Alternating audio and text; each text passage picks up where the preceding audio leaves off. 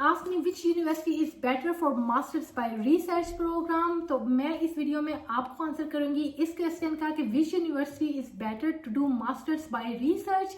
If you are new to my channel, then my name is Dr. Shmaila Iram. I am teaching to both MSc and PhD students in the field of data analytics and artificial intelligence.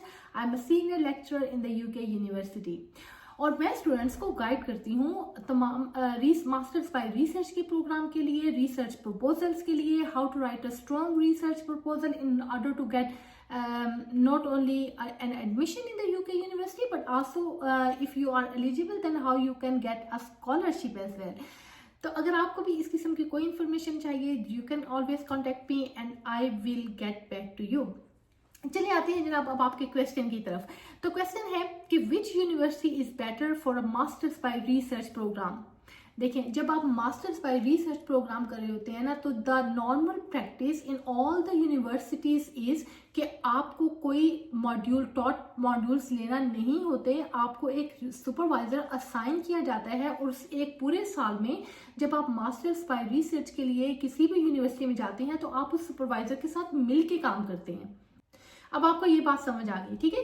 तो जब आपको ये बात समझ आ गई है कि उसमें आपको टॉट प्रोग्राम जो है वो आपको नहीं कोई भी दिया जाएगा, तो उसमें आपको टू बी ऑनेस्ट जो यूनिवर्सिटी का रोल है उसमें it's very insignificant, you know, क्योंकि आपने एक इंडिविजुअल के साथ मिलकर काम करना होता है।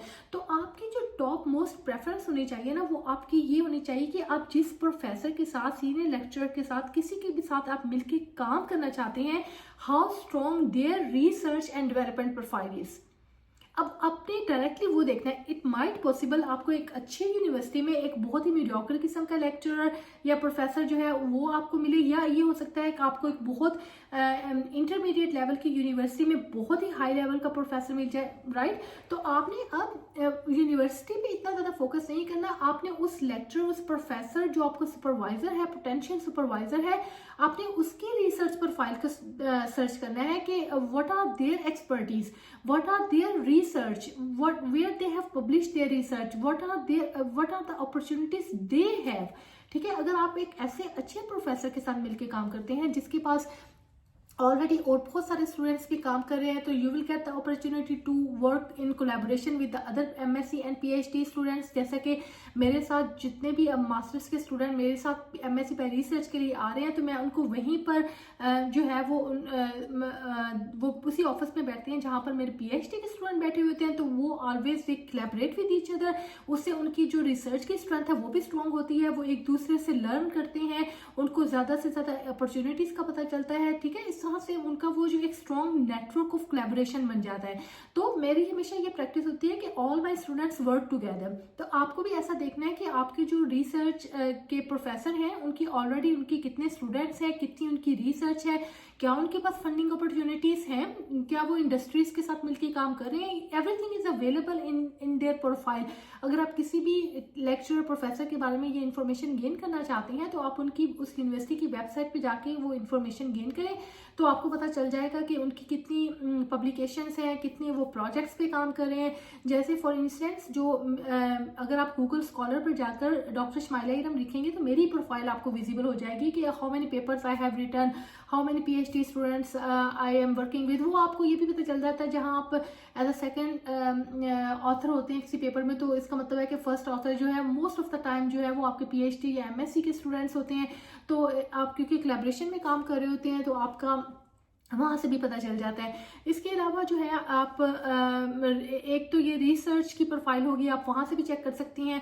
दूसरा, आप डायरेक्टली उस सुपरवाइजर को कांटेक्ट करके आप उनसे पूछ सकते हैं कि how they can help you in that particular research proposal that you have written.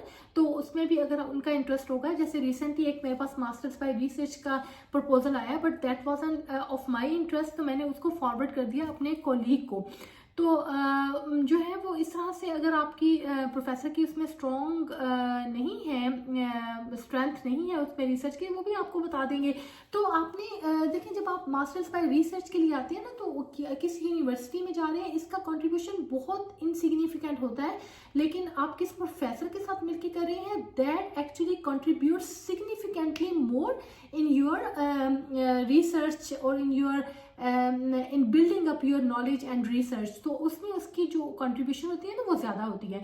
तो अब आपने इस पर ज़्यादा फोकस करना है कि आप किसके साथ जाके अपना काम कर रहे हैं। If you want more information regarding this, और आपको इसके अलावा एक अच्छा रिसर्च प्रपोजल किस तरह से लिखते हैं, कौन सी जो है स्किल्स इन डिमांड है यूके में, और ऐसी कौन सी स्किल्स आपको एक्वायर करनी चाहिए जिसके बाद आपको इजीली इंडस्ट्री में जॉब मिल जाए, या आपको फर्दर जो है वो स्टडी की अपॉर्चुनिटीज़ अवेलेबल हो जाए, तो आपने इसके लिए मुझे मैसेज करना है। I will get back to you, और मैं आपको आपकी जो रेलिवेंट स्टडीज़ से रेलिवेंट जितनी भी आपको इन्फॉर्मेशन चाहिए होगी, आपकी प्रीवियस क्वालिफिकेशन, आपके इंटरेस्ट और आपका जो बैकग्राउंड है उससे रेलिवेंट मैं आपको तमाम जो है वो इन्फॉर्मेशन प्रोवाइड कर दूंगी। अब मैं आपसे मिलूंगी अगली वीडियो में। अल्लाह हाफिज़।